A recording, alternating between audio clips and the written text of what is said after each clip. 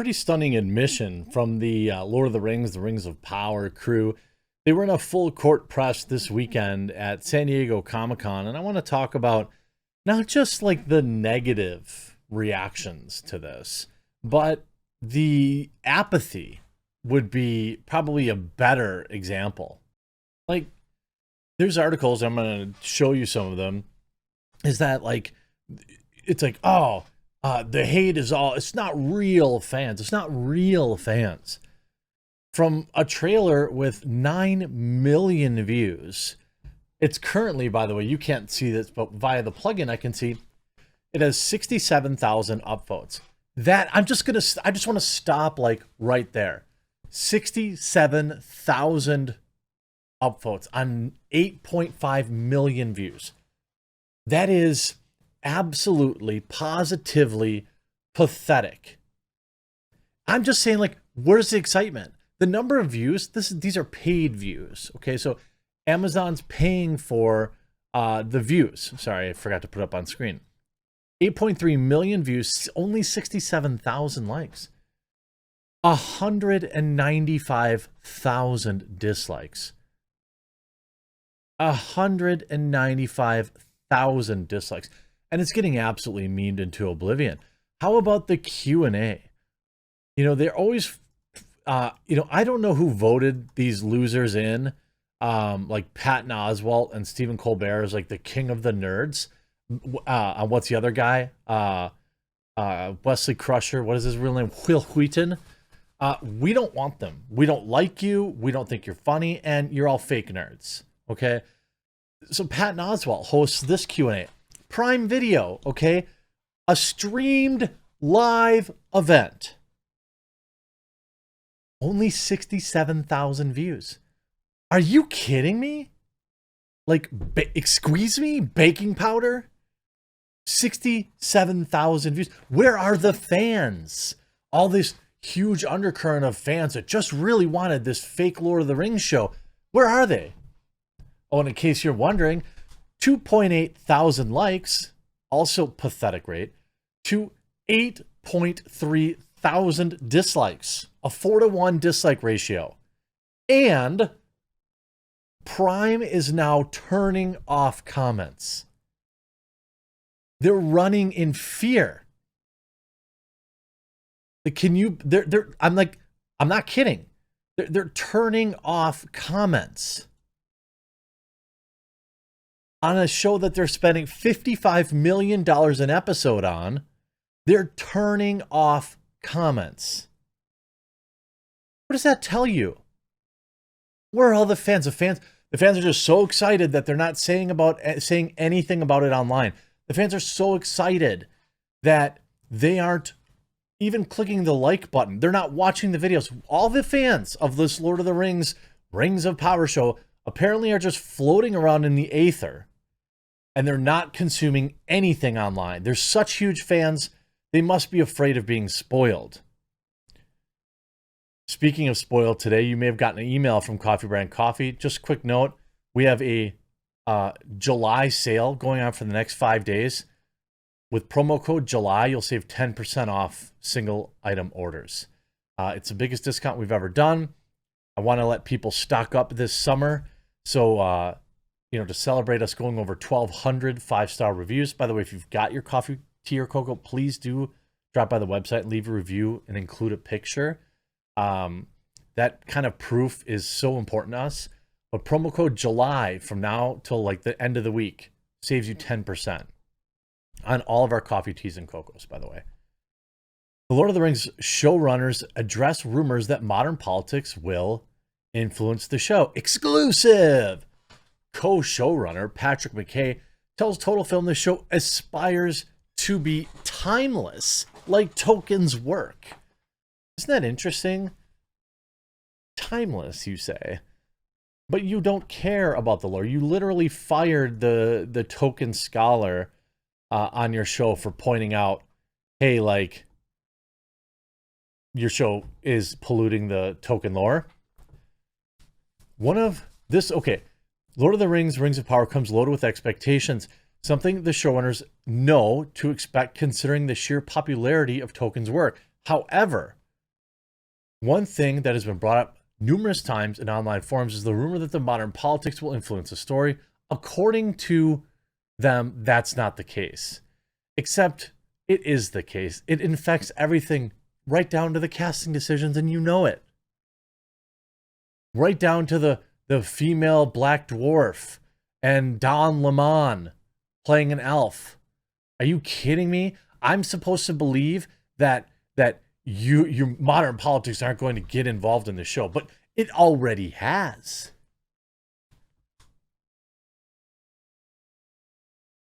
Quote, this was one of Tolkien's debate points with C.S. Lewis and his friends and colleagues. Showrunner Patrick McKay tells Total Film in the magazine, which features Lord of the Rings on the cover. It was very important that when he was creating was not an allegory. He was not commenting on historical events of his time or another time. But wait a minute, I've been told by journalists that, orcs were a comment on African Americans, and they said this is absolute fact. Interesting. He was not commenting on historical events of his time or another time.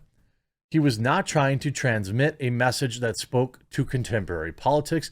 He wanted to create a mythos that was timeless and would be applicable. That was his word, applicable. And this across time.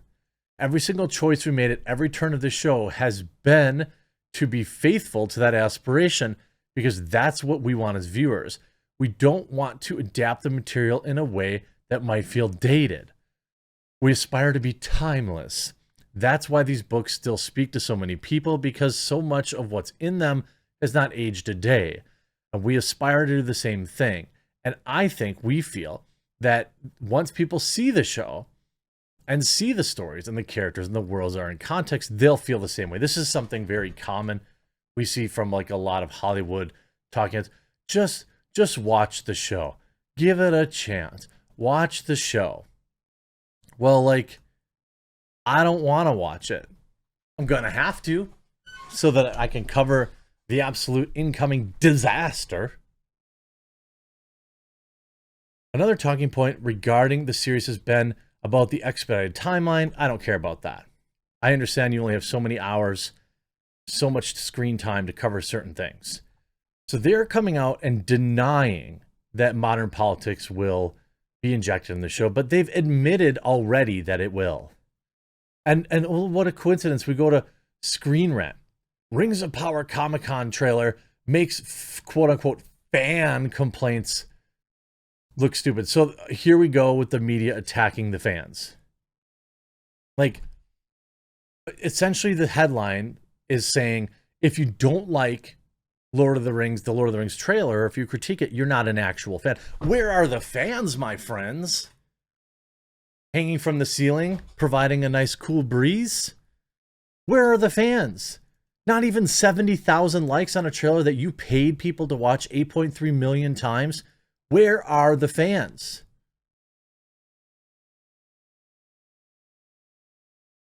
After Peter Jackson's Lord of the Rings trilogy, which by itself was never a one-to-one adaptation of Tolkien's work, it was always going to be difficult for any production to go back to Middle-earth, given how successful and impactful those movies was. Maybe, I know this is just crazy, maybe you could have left it alone. Look, I'll be the first to say that they never should have made those stupid follow-up movies. The trilogy was good in and of itself. But Hollywood can just never leave it alone. Think about the high quality we'd have if we had only kept like the good Friday the 13th movies. It'd probably be a trilogy.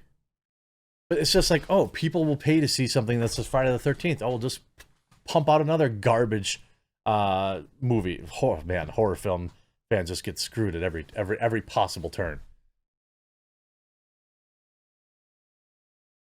New Lord of the Rings Rings of Power trailer eases all concerns. Really? Everyone's memeing on how Sauron just happens to be a white male with blonde hair and blue eyes.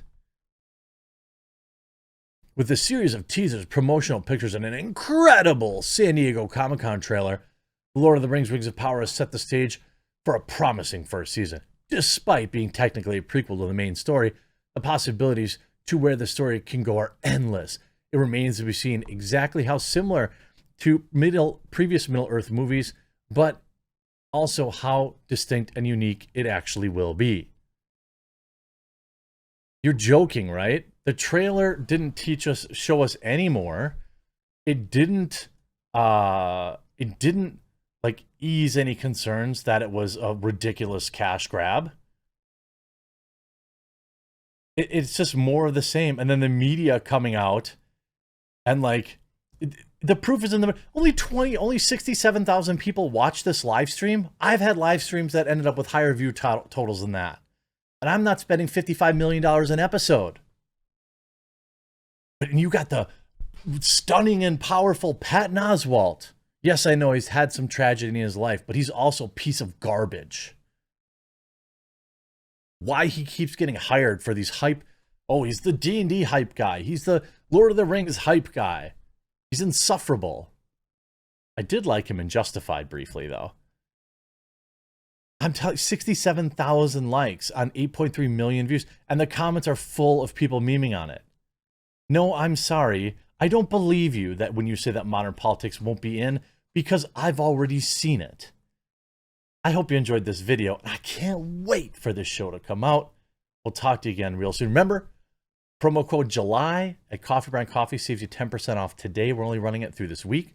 So stock up on your, especially the coffee, because that lasts the longest because it's the freshest when we make it. Stock up on your coffee, your cocoa, and your tea. We'll talk to you again real soon.